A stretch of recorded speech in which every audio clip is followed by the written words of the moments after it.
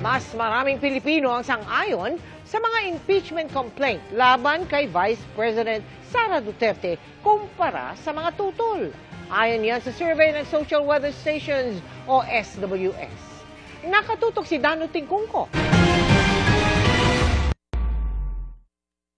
Sa survey ng SWS nitong huling quarter ng 2024 na kinomisyon ng advisory at research consultancy group na Stratbase, 41% ang nagsabing sumasang-ayon sila sa mga inihaing impeachment complaint sa Kamara laban kay Vice President Sara Duterte. 35% ang hindi sumang-ayon habang 19% ang undecided.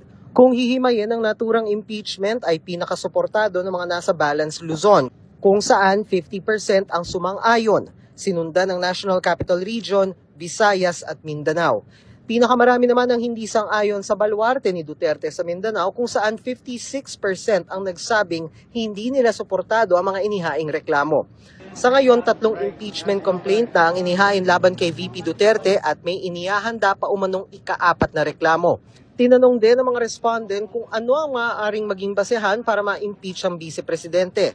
46% ang nagsabing pwedeng maging basihan ng umano'y hindi maipaliwanag na paggastos ng Office of the Vice President at Department of Education sa confidential at intelligence funds nito. Sinundan niya ng kanyang pagtanggi umano na sagutin ang investigasyon kaugnay sa paggamit ng confidential at intelligence funds.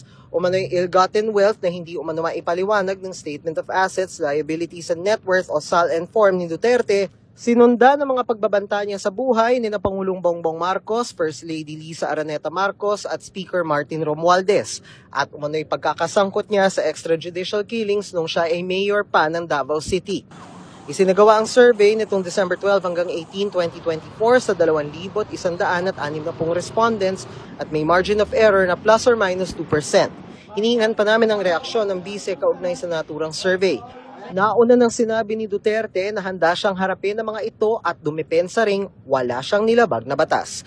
Para sa GMA Integrated News, Dano Tingkungko, nakatutok 24 oras.